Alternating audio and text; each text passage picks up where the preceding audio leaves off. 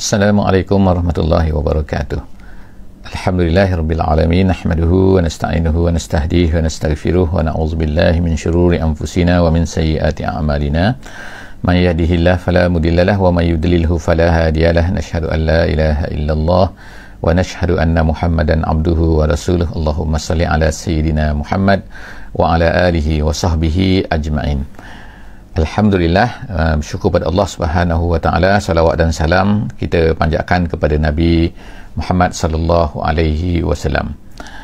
Hari ini insya-Allah kita akan bersama-sama lagi di muka surat yang ke-190 insya-Allah, di surah At-Taubah ayat 21 sehingga ayat 26.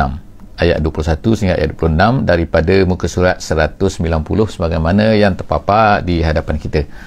InsyaAllah hari ini kita akan melihat beberapa perkara lagi yang Allah Subhanahu wa taala beritahu kepada kita daripada dalam surah ini, iaitu berkenaan dengan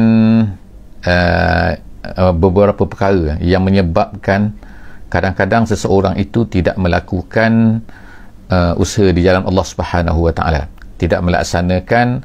Kalau di zaman Nabi itu tidak melaksanakan hijrah, tidak melaksanakan jihad, iaitu perkara-perkara yang menghalang mereka, perkara-perkara yang menyebabkan mereka itu terencat, mereka tidak bergerak dan sebagainya.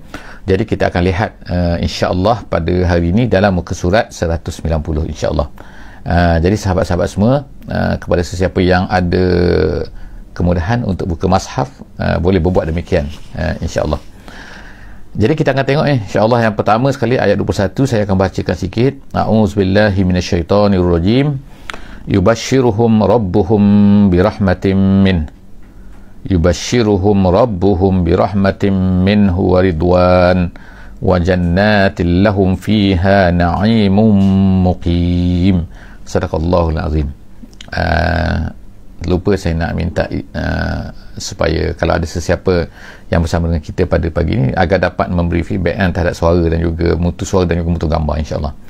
Allah Subhanahu wa taala memberi khabar gembira kepada mereka. Sebelum daripada ni ayat muka surat 189 kita telah baca kan tentang apa ni orang-orang beriman, orang-orang ni Allah Taala beri aman dan sebagainya. Jadi dalam ayat 21 ni Allah Subhanahu wa taala memberi khabar gembira kepada mereka. Yubashshiruhum rabbuhum. Yubashshiruhum rabbuhum. Allah Ta'ala memberi khabar gembira kepada mereka birahmah. Nombor satunya mereka akan dapat rahmat, dan kemudian daripada minhu, daripada Allah Subhanahu wa taala, dan kemudian waridwan, yang kedua mereka dapat ridwan, iaitu mendapat keredaan Allah Subhanahu wa taala, wa jannatin, dan kemudian mereka mendapat jannah, iaitu syurga. Lahum fiha na'im, di dalam syurga itu akan ada na'im, maknanya kenikmatan-kenikmatan yang muqim. Muqim ni artinya ialah dalam tafsir kata daim. Daim maksudnya ialah selama-lamanya. Sebab kita pun kalau kita dalam fiqh pun kita ada kan, ada mustautin, ada muqim, ada asalnya daripada perkataan aqama yaqumu, jadi muqim. Muqim tu maknanya yang sentiasa situ. Kalau orang yang mukim tu di satu tempat tu, kita panggil orang mukim kerana dia tu berada, memang berada di situ kan.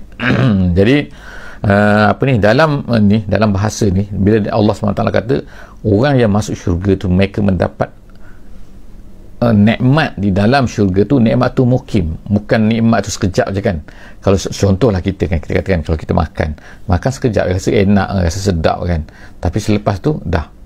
Kalau kita tidur sekejap ya, tak lama kan, lepas tu mungkinlah ada gangguan dan sebagainya. Kalau kita dapat apa-apa pun atas dunia ni, dia tak mukim, tapi di syurga dia tu mukim. Nikmat tu dia akan ada selama-lamanya, kita akan dapat. Kita nak berapa lama, kita nak bagaimana, mesti akan dapat. Itulah sebab itulah perbezaan di antara nikmat na'im yang tidak mukim dengan na'im yang mukim. Jadi Allah SWT kata sini, na'im kamu ni dalam syurga tu adalah na'im yang muqim. Kemudian khalidina fiha, tengok kan, khalidin dah lah muqim, lepas tu khalidin, Allah Ta'ala tambah lagi khalidina fiha abada. Ada khalid, ada abada. Kita tengok kan, kalau lah kita hidup atas dunia ni, kita boleh masuk lah kata hotel mewah kata kan, tak boleh duduk selama-lamanya pun kan. Kalau orang kata rumah hebat pun katakan, dia tak boleh duduk selama-lama pun dalam rumah tu. Kemungkinan nanti sakit pergi hospital. Kemungkinan kalau meninggal pergi ke kubur kan. Kita tengok kan. So maknanya nikmat atas dunia ni walau bagaimana hebat pun kita, jadi nikmat kalau macam tu, kalau tak kekal, so kita tak seronok sebenarnya kan. Contohlah kata kalau kita masuk hotel yang mewah mana kan, kita pergi satu tempat, dia beri hotel mewah, dia beri selama katakan seminggu, dah habis seminggu kita pun terpaksalah balik kan, jadi tak khalid, jadi kita pun tak rasa selesa. Sebab apa? Tak best lah, tak duduk selama-lama. Ni kan cuba beritahu kata awak duduk selama-lamanya di sini. Jadi khalid, jadi itulah Allah SWT sebut khalid ni, khalid dan juga abada ni satu benda yang sangat-sangat diingini. Kalau orang dapat benda tu maknanya dia tak terfikir dah, tak terfikir lepas tu susah kan. Jadi itulah Allah SWT sebutkan untuk orang-orang yang beriman ni, orang yang berjihad, untuk orang yang berhijrah ni, Allah Ta'ala sebutkan mereka ini dapat khalidina fiha, dapat satu dapat rahmat, satunya dapat ridwan, dan kemudian dapat jannah yang mana khalid, na'im, mukim, kemudian innallaha indahu ajrun azim, dan bagi Allah itu dia mempunyai ajrun azim, balasan. Kalau kita kata gaji, kalau kita kata upah, kalau kita nak kata pemberian, semua boleh. Ajrun azim, makna limpahan yang besar, kurniaan yang besar. Maknanya tak ada luak pun kita kata dalam bahasa ni kan, tak ada luak, tak terhakis pun, tak kurang pun apa yang ada di sisi Allah Subhanahu Wa Taala kalau diberikan kepada kita bagaimanapun. Jadi itu adalah ayat-ayat yang nak memberi khabar gembira kepada orang-orang yang beriman. Seterusnya kita akan masuk pada ayat yang ke-23 sekarang, ayat yang ke-23. Ya ayyuhallazina amanu. Sekarang ni ayat ni adalah ayat-ayat arahan kepada orang-orang yang beriman. Yang Allah Ta'ala nak ajar kita, nak ajar orang Islam di zaman Nabi SAW, dan juga nak ajar kita sekarang. Kita orang Islam yang hidup pada hari ini, kita akan jumpa benda-benda ni kan, benda-benda yang sama. Manusia ni tetap berubah sejak daripada dulu sampai sekarang ni, akan adalah keliling tu kan, benda-benda yang mengganggu dia, yang akan menghalang dia, boleh menjadi penghalang dia kan kepada beriman, boleh menjadi penghalang kepada beramal, boleh menjadi penghalang kepada usaha mereka untuk mereka berusaha berjihad yang disebut sini kan, di jalan Allah Subhanahu Wa Taala. Jadi Allah Ta'ala sebut sini, tengok kan, dalam ayat 23, ya ayyuhallazina amanu, wahai orang beriman. Seruan untuk orang beriman. Orang tak beriman memang tak nampak, memang tak terima benda-benda ni kan, tapi Allah Ta'ala sebut orang yang beriman nak menunjukkan bahawa kadang-kadang tu orang beriman masih ada lagi perasaan-perasaan, masih ada lagi perkara-perkara, masih ada lagi perangai-perangai yang sepatutnya mereka ubah. Kita orang beriman, kalaulah zaman Nabi itu para sahabat dikeliling baginda Nabi SAW masih ada lagi perkara-perkara yang perlu diubah, maka apatah lagi kita yang hidup pada hari ini. Maka kita pada hari ini mesti masih ada lagi banyak-banyak perkara lagi, kita kata rawasib jahiliyah kata kan, dalam istilahnya disebut itu karat-karat jahiliyah, tinggalan-tinggalan jahiliyah kan, apa yang kita, ataupun kadang-kadang jahiliyah tu baru masuk pada kita kan, dulu tak ada, sekarang dia baru masuk. Jadi kita nak kata tinggalan ke rawasib, ke kekacauan, ke kekeruhan jahiliyah ke, itu istilah yang boleh kita gunakan. Tapi perkara tu mesti akan ada. Kalau sahabat ada, takkanlah kita ni tak ada, takkanlah kita ni hebat daripada sahabat kan. Sahabat tu ada perkara ni. Jadi oleh kerana itulah maka kita akan tengok sini kan, Allah SWT tegur pada sahabat, apa dia? Wahai orang beriman, la tattakhizu aba'akum wa ikhwanakum awliya in istahabbul kufra 'alal iman. Allah Ta'ala kata, wahai orang beriman, jangan kamu ambil, la tattakhizu, jangan kamu ambil aba'akum, ayah-ayah kamu, wa ikhwanakum, dan saudara-saudara kamu. Kenapa disebut ayah, kenapa disebut saudara? Kerana biasanya manusia ni, ayah dan juga saudara itu adalah orang yang paling dekat dengan mereka. Anak pun dekat juga, nanti lepas ni kita akan ada lagi ayat kan. Tapi ini, sebab ini ada antara perkara yang biasa berlaku di zaman dulu kan, di zaman sahabat-sahabat dulu. Mereka ni apa?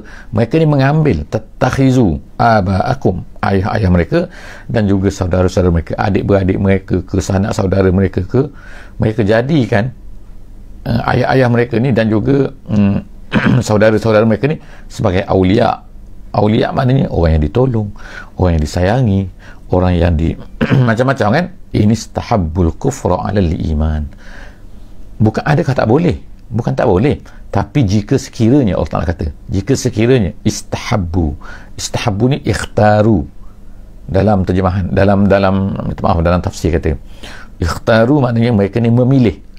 Kalau ikutnya habbu, suka, atau lebih menyukai, maknanya bila ada dua benda option kan, mereka ambil yang apa ni kata al-kufra 'alal iman, di antara kufur dan iman mereka ambil kufur. Jadi bila ayah-ayah kita ni, bila orang dekat dengan kita ni, bila saudara-saudara kita ni, mereka ni mengambil kufur dan menolak iman mereka ni, jadi pada ketika kita tak boleh mengambil orang ini sebagai awliya. Sebab apa? Dilarang oleh Allah Subhanahu Wa Taala. Maknanya kita mesti meletakkan iman tu di atas pertalian saudara mara, pertalian walaupun ayah kita sendiri, walaupun mak kita sendiri, walaupun ni, apabila mereka tu menolak iman, maka kita mesti mengambil iman. Kita tak boleh. Ini bila berlaku kontradik yang di antara dua benda. Kalau tak kontradik dalam keadaan biasa, kalau mak kita, ayah kita tak beriman, kita nak buat baik kepada mereka, tak jadi masalah kan. Tapi dalam kes apabila sampai kita terpaksa buat pilihan, iaitu di antara dua, di antara dua, mereka ni tak beriman dan mereka ni menyanggah dan menolak, dan kita terpaksa memilih pada masa itu kan, di antara satu benda. Contohlah katakan mak ayah kita kata satu benda, mak ayah kita tak beriman, katakan tak boleh buat macam ni, kamu ayah mak orang di Brunei kata indung, jadi indung kata, parent kata tak nak macam ni, contohlah katakan parent kata tak nak pakai tudung, tak nak sembahyang, jangan, aku tak suka kau sembahyang. Jadi kita nak pilih mereka ke, ataupun kalau kamu sembahyang, kamu ni bukan anak aku, dia kata. Kita tak boleh pilih mereka pada masa itu, kena pilih al-iman. Jadi itu kan, kalau mereka ni memilih al-kufr al-iman, maka kita tak boleh menjadikan mereka ni sebagai awliya. Perkara ni disebutkan oleh Allah Subhanahu Wa Taala sebab ada di kalangan orang-orang Islam ni pada masa tu terconfuse macam ni kan, bila mak pun sayang, ayah pun sayang, kemudian saudara mara pun sayang, tapi mereka ni lebih suka kepada kekufuran. Diceritakan ada macam-macam mana ceritakan, sehingga diceritakan anak Sayyidina Abu Bakar radhiyallahu anhu, anak dia pernah anak dia ni tak beriman asalnya awal-awalnya. Jadi bila pergi kepada peperangan, jadi anak tu berada di sebelah sana, di sebelah mana? Di sebelah kufur, di sebelah tentera kufur. Ayah dia ni Abu Bakar berada di sebelah tentera Islam. Jadi dia ceritakan, kata aku, dia kata, kalau boleh mengelak, aku tak nak bunuh ayah aku kan, aku tak nak tengok ayah aku nak lari jauh daripada ayah aku dalam peperangan tu kan. Jadi Abu Bakar ni pula lain pula, dia kata kan, lain terbalik pula kan, aku nak cari kau, aku nak bunuh kau, kenapa kau ni berada di pihak tentera kufur yang menentang Islam ni kan. Itu keadaan yang berlaku. Jadi kita tengok sini kan, Allah Subhanahu Wa Taala sebut wa may yatawallahum minkum, siapa yang memilih mereka itu, yang mengambil mereka itu sebagai wali, wa man yatawallahum minkum, daripada kamu, faulaika humuz zalimun, orang itu adalah orang yang zalim. Allah Ta'ala terus hukum, kalau buat macam tu, itu zalim, telah melakukan kezaliman. Seterusnya ayat 24 ayat 24 ni lagilah banyak perkara-perkara Allah Ta'ala letakkan depan kita ni untuk buat pilihan. Di depan kamu ni ada apa? Katakan wahai Muhammad kepada orang-orang yang beriman ni, in kana abaukum, kalau ayah-ayah kamu, nombor satu ayah, wa abnaukum, anak-anak kamu, wa ikhwanukum, saudara mara kamu, saudara adik-beradik kamu kan, wa azwajukum, pasangan-pasangan kamu, tak kira suami ke isteri ke, wa ashiratukum, ashirah maknanya ialah akriba, maknanya saudara mara, wa akribaukum, dah berapa dah? 5 dah. Wa amwalun iqtaraftumuha, dan harta yang iqtaraftumuha iktasabtumuha, maknanya yang kamu cari, harta yang kamu kumpulkan, dah 6 dah. Kemudian wa tijaratun takhshawna kasadaha, dan bisnes-bisnes yang kamu takut rugi, 7. Wa masakinu tardawnaha, dan juga rumah-rumah yang kamu happy dengannya, rumah yang kamu buat kan, maknanya rumah tak kira lah rumah besar, rumah, tapi rumah yang kamu sayang lah kan. Allah Ta'ala sebutkan rumah-rumah, kalau besar kita panggil istana, kalau kecil kita panggil rumah, kalau kecil lagi kita panggil pondok, itu rumah, semua tu rumah kan. Allah Ta'ala kata, kalaulah sekiranya apa, ayah-ayah kamu, anak-anak kamu, saudara kamu, pasangan-pasangan kamu, dan asyirah kamu, saudara mara kamu, dah 5 dah. Nombor 6 amwal, harta-harta kamu, tijarah kamu, bisnes kamu, 7. Yang ke-8 wa masakin, dan rumah-rumah kamu. Semua ni 88 perkara ni Allah Ta'ala kata di dalam ayat ni kan. Ayat ni sungguh-sungguh ayat 24 kan, Allah Ta'ala kira semua, list kan, 1, 2, 3. Kita tengok kan pada hari ini kan, ada tak benda-benda lain yang terlepas? Tak ada kan, semua benda-benda ada dekat sini kan.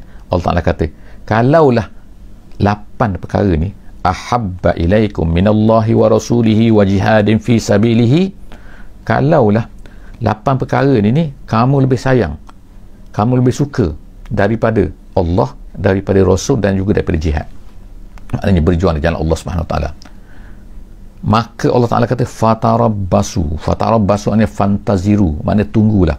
Walaupun ada sedikit makna perbezaan makna tarabbasu dengan fantaziru kan. Makna tarabbasu ni biasanya ialah tunggu yang lama sikit, tunggu. Jadi Allah Ta'ala kata tak apa, tunggu.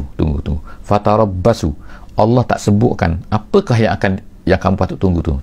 Tapi maksudnya jaga. Allah tak sebut macam tu saja, tunggu apa? Hatta ya'tiya amrullah, sehingga datanglah amrullah.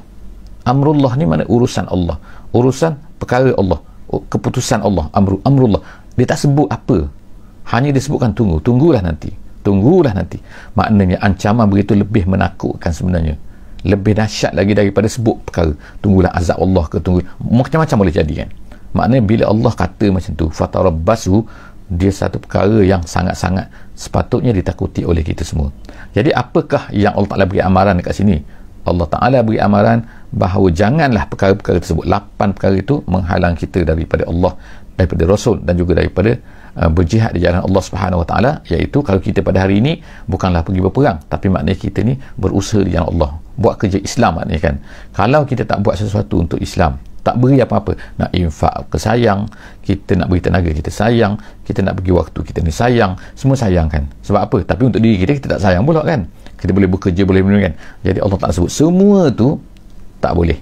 Kalau kamu lebih sayang perkara 8 perkara tu daripada Allah, daripada Rasul, daripada jihad di jalan Allah, maka jaga. Jadi ayat ini dah senaraikan kan. Inilah perkara-perkara yang Allah tahu bahawa inilah yang akan menjadi penghalang kepada manusia sejak daripada zaman Nabi sampailah kepada zaman sekarang ni kan. Hasil daripada ayat ni kita katakan turun akhir, iaitu turun akhir di hujung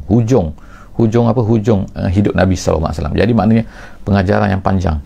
Para sahabat sepatutnya dah boleh tengok kan. Ada satu kisah yang masyhur, Sayyidina Umar radhiyallahu anhu bila dia datang berjumpa dengan Nabi SAW, dia kata, ya Rasulullah, kata kan, aku sayang kepada ni, sayang kan, sayang kepada semua, dia kata, kecuali satu je, aku tak boleh lah, kata, diri aku sendiri tak boleh. Nabi SAW kata, tak, dia kata, selagi mana kau tak akan sampai kepada cinta sebenar jika kau ni tidak cinta kepada Allah, kepada Rasul, kepada aku lebih daripada sayang diri kau sendiri. Sayyidina Umar pun berkata, sekarang aku sayang kepada engkau ya Rasulullah, sayang kepada Allah, sayang kepada segalanya lebih daripada diri aku sendiri. Pada masa tu Nabi SAW kata, al-an ya Umar, sekarang barulah settle Umar, sekarang baru settle. Maknanya sebelum daripada tu, kalau seseorang tu masih ada lagi dia cinta pada diri dia cinta pada apa-apa kan, lebih tinggi sikit pun daripada cinta kepada Allah, cinta pada Rasul, cinta pada ni kan, maka Allah Ta'ala kata tak lulus, kita ni tak pas. Bukanlah kita kata kalau dalam peperiksaan tu makbul jiddan ke, makbul sangat ke, lulus ke, tak lulus langsung. Kalau masih ada benda-benda ni. Jadi bagaimanakah kita pada hari ini kan, kita tengok banyak sangat orang-orang Islam ni, kita ni kan sayang kepada anak, sayang kepada ayah, sayang kepada saudara, sayang kepada pasangan, sayang kepada keluarga, sayang kepada harta, sayang kepada rumah, sayang kepada macam-macam, sayang kepada bisnes, semua tu lebih tinggi lagi. Maka bagaimana kita nak kata kita ni, maka kita ni seolah-olah semua ni layak fatarabbasu ni. Tunggulah kamu wahai orang, tunggulah. Jadi takutlah kita kepada ancaman Allah Subhanahu Wa Taala. Ini adalah ancaman Allah Subhanahu Wa Taala, wallahu la yahdil qaumal fasiqin. Ingat, Allah Taala tak akan memberi hidayah kepada orang fasik. Kalau kita ni minta hidayah, ihdina ni, tiba-tiba kita ni Allah Taala kata ni adalah merupakan orang yang macam ni perangai dia, iaitu orang yang melebihkan lain daripada Allah ni ke atas Allah, ke atas Rasul, ke atas jihad. Maka bagaimana kita akan dapat hidayah kan? Allah Ta'ala kata, in wallahu la yahdil qaumal fasiqin. Seterusnya, laqad nasarakumullahu fi mawatin katsirah. Allah SWT sebut sekarang ni cerita tentang perang Hunain. Dalam Islam, sepanjang-panjang sejarah umat Islam bersama dengan Nabi SAW, mereka tak pernah kalah. Yang pertamanya, sepanjang dengan Nabi SAW, apabila berperang dengan orang kafir, nombor satunya ialah mereka sentiasa lebih sedikit bilangannya daripada orang kafir. Peperangan Badar 313 lawan dengan 1000. Peperangan Uhud 1000 lawan dengan 3000. peperangan Ahzab, mereka ni 4,000 orang kafir pada masa itu 10,000 ataupun 12,000. Jadi maknanya sentiasa mereka ni lebih ramai, orang kafir tu lebih ramai, mereka tu sikit kan. Tapi setiap kali peperangan, majoriti peperangan mereka mesti menang, kecuali perang Uhud lah. Perang Uhud, kenapa perang Uhud ni kekalahan bukan sebab mereka ni kalah sebab tu, tapi kerana kesilapan mereka sendiri, kesilapan mereka yang Allah Ta'ala marah kepada mereka. Allah Ta'ala tegur kepada mereka dengan dahsyatnya kan, dalam ayat-ayat yang telah kita baca dulu dan surah Al-Imran dan sebagainya. Jadi sekarang ni Allah Ta'ala cerita, tiba-tiba peperangan Hunain ni berlaku satu perkara yang pelik, iaitu apa? Bilangan kamu lebih ramai daripada bilangan orang kafir. Pada masa tu Nabi SAW selepas daripada pembukaan kota Mekah, Fathu Mekah pada tahun yang ke-8, pada masa tu orang Islam menjadi sangat ramai, sehingga tentera Islam tu yang asalnya hanya beberapa ribu telah menjadi 10,000. 10,000 orang, bayangkan, bahkan ada yang kata 12,000. Kita ambil 12,000 orang Islam, 12,000. Jadi mereka pun bertolak lah, nak pergi ke mana? Nak pergi ke Taif, sebab nak membawa Islam lah kepada Taif tu. On the way sampai di Hunain, satu tempat bernama Hunain. Hunain ni ialah sebelum daripada naik ke atas bukit tinggi-tinggi tu, untuk sampai ke Taif tu, maka di bawah tu ada satu kabilah namanya kabilah Hawazin. Kabilah Hawazin ini dia tidak Islam lagi pada masa tu. Jadi ni Nabi SAW, mereka tak ramai, mereka ni 4,000 saja. Ada yang kata 4,000. Antara 3 ke 4. Orang Islam pada masa tu 12. Jadi imagine dah, makna kekuatan orang Islam pada masa tu dah 3 kali ganda daripada orang-orang Hawazin. Jadi bila mereka sampai kat situ, mereka ni yang bersama dengan tentera Islam ni, ramai mereka ni ialah orang yang baru masuk Islam. Ramai di kalangan mereka ni ialah orang-orang yang mu'allaf. Kita panggil mu'allaf ni orang-orang yang baru masuk Islam, ketua-ketua kabilah, orang-orang dari Badui dan sebagainya. Jadi mereka ni bersama-sama dengan Nabi untuk ikut semua pergi ke Taif.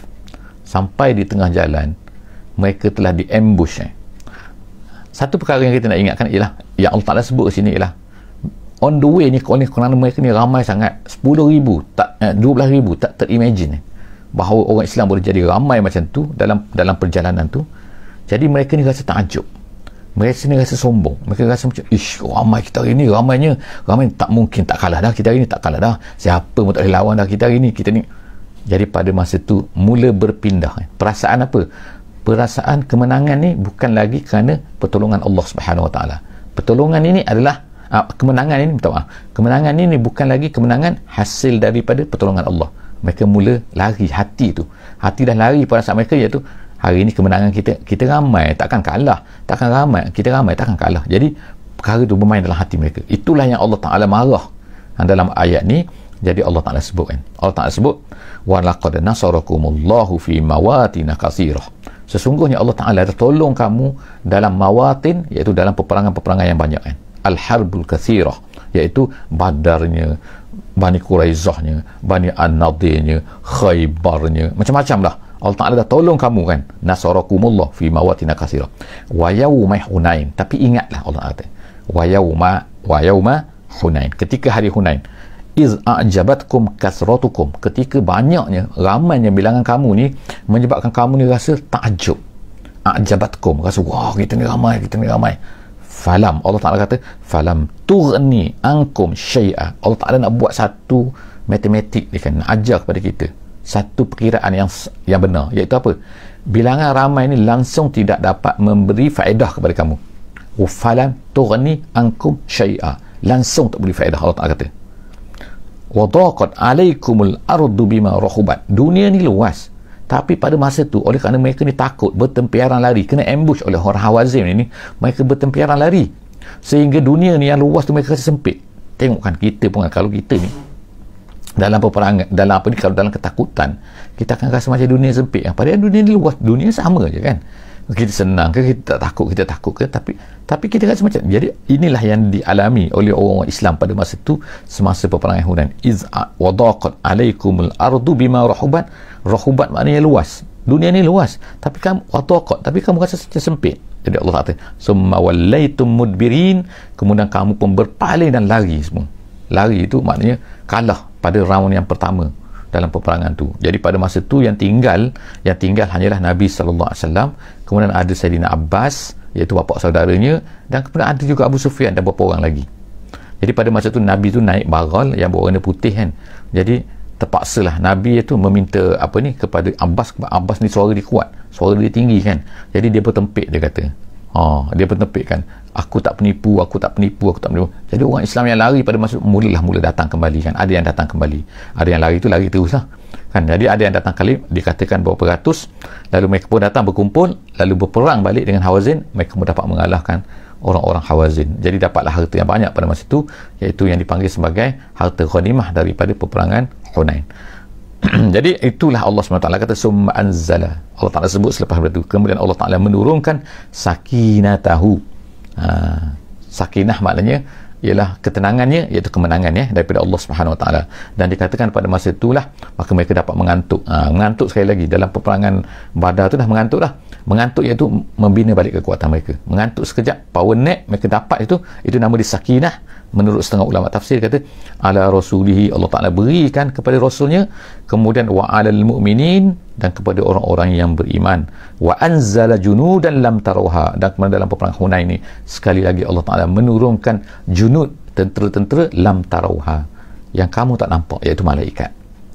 Kemudian Allah Ta'ala kata wa azzabal lazina kafaru, dan kemudian Allah Ta'ala telah mengazabkan orang kafir, iaitu memberi kekalahan orang kafir. Dengan apa?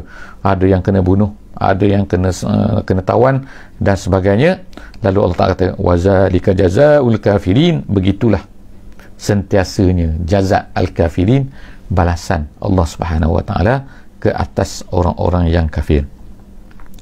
Jadi setakat itulah saja kan untuk sesi tadabbur kita pada hari ini. Jadi sebagai pengajarannya ialah ayat 25, ayat 26 tu Allah Ta'ala nak ingatkan tentera Islam, orang-orang mukmin pada masa tu, sahabat-sahabat Nabi, dan juga sebenarnya nak ingatkan kita sekarang juga, sampai hari ini, sampai bila-bila, kita janganlah berpegang kepada material, iaitu yang kita nampak tu, kekuatan tentera ke, persenjataan ke dan sebagainya. Kerana apa? Semua benda-benda tu dia tidak boleh memberi kemenangan kepada kita. Yang memberi kemenangan kepada mukmin ialah Allah Subhanahu Wa Taala.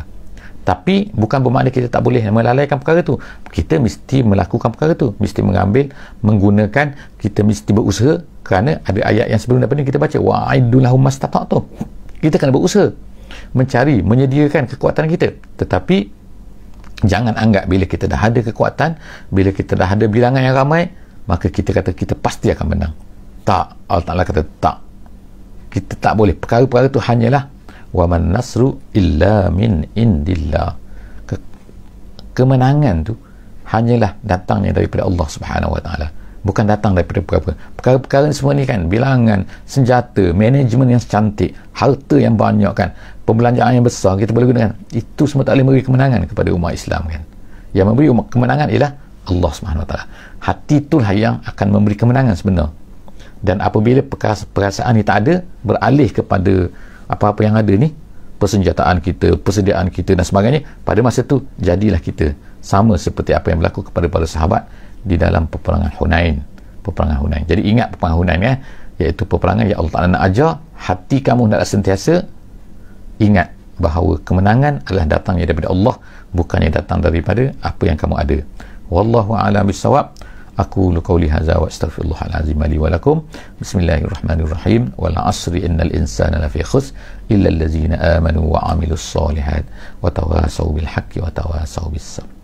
Assalamualaikum warahmatullahi wabarakatuh.